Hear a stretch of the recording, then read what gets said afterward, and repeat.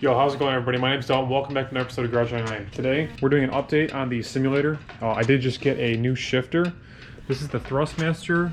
It's pretty much the only one they offer. It is a full gated manual shifter. Feels absolutely incredible. I have used it a little bit. It's got like a polyurethane bushing almost, so that way in between the gates it's nice and smooth if you do bump against the gates. Very realistic feel. I did have to build a little attachment to a pre-existing simulator. It's not super up against you like it looks like it might be. It's actually in like a perfect position with your feet down there. I also had to put a couple 2x4s in here and here. Because I was getting too much wiggle up and down. As you can see, I'm putting a lot of force and I'm not getting any now.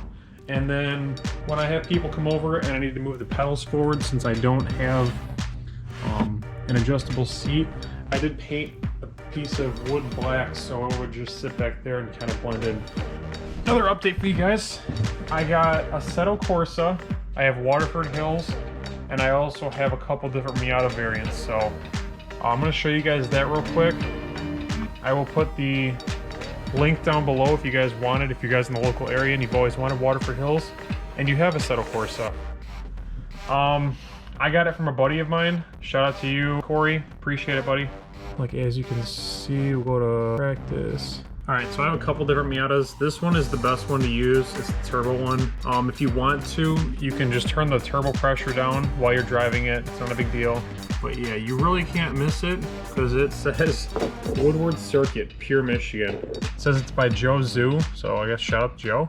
But I'm going to show you guys a little bit of footage with the shifter because it's amazing. If you guys are used to sim racing with just the paddles and you know you're driving a manual car, you notice that even though your foot is in on the gas and their paddles, it still does that like neutral revving and then drops to the next gear. Where with this, you obviously clutch kick, throw the next gear, but there's no delay, there's no hesitation. It's really good. I'll show you. Alright, the thing with this car, this turbo Miata, as opposed to the regular one, your tires you can use street or semi-slicks, which the other Miata you could only use old tires or street tires that were also not good. Typically I'd keep the boost down to like 30% in this car to keep it relevant to like a real Miata. Look at that, no delay in between gears, where before it was like, now it's it actually makes any manual car in this game feel like it's supposed to. Amazing. And also with this track, this is legit. I've been told it's very, very, very close, 99%. Scaled to the actual Waterford Hills racetracks. If you guys are interested in it, I will definitely put it below for you. And if anybody has a map to Branton, Gingerman, M1 Concourse, anything else in the Michigan area for this, if they want to put links below in the comments or something, that'd be great.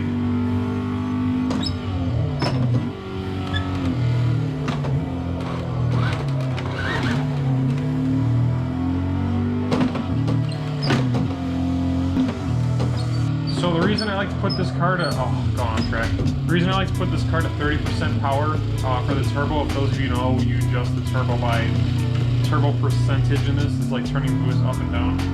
I put it to 30% because it's about the same as I was running in the NA Miata and like doing 0 to 60 and stuff, it had like the same power. Only with this one, there's a little bit more suspension upgrades, better brakes. There's still no ABS. But there is plenty of other goodies, like you get really sticky track tires. That's another thing. So I just went to third gear and I released the clutch too quickly. And what it does, it's kind of like actually missing a gear. It'll put you in neutral. So say I went to third, I'm in neutral. I gotta kick the clutch and it goes into third. I know there's other shifters out there. I heard okay things about the Logitech. The Fanatic I heard is incredible, but this is the price point in the middle. I got this one for a really good deal from a buddy of mine. Shout out to you, Jake. It's incredible. I love it. And for practicing on this track with this car or other tracks that I may acquire, I really, really, really, really, really like it. It's cold out there, so you guys are probably interested in simulator stuff. If you want to see more simulator stuff on the channel, let me know. I'm probably just going to do it every once in a while when I update the simulator itself. Just let me know though. what you guys think about it. I'm gonna keep it relevant to the channel, since I love doing DIY projects, and best driving experience is possible even with the simulator. So this is also great if I want to teach somebody how to drive. I don't need to put them behind the wheel of my car. I can teach them for this. I do plan on getting a USB hydro eventually, so I can do drifting, which, by the way, I found this, or manually shifting a car while drifting makes the experience a lot better, a little more fluid. I don't know, owning two manual trans cars and then jumping onto this, it's almost like I actually improved in my track time speeds and everything just because it felt more at home than using pedals. It almost gives you like a little bit more of a realistic feel to an artificial simulation. I do plan on getting a bigger screen as well. I want to try and get like a wraparound screen, like a 32, 34-inch curved monitor. Other than that, probably just a different wheel, something a little more realistic, a little bigger eventually. And maybe I'll get into iRacing eventually. I tried it once, I wasn't very good. It's not a good thing if you want to jump straight into. I recommend getting on a Settle Corsa project car, something where you can get used to the cars, get used to the setup, because it's not exactly like driving a real car. You don't get that same feel like you would a real car. It's just for fun. I'm gonna turn the boost all the way up, just so I could, just in case you guys are curious how fast this thing actually is. It's like a totally new car. You hear like the wastegate a little more, different blow-off valve, because now it's pushing a lot more pressure. I think it's about 10 psi. It's like 220 wheel horsepower. For a Miata, that's pretty high.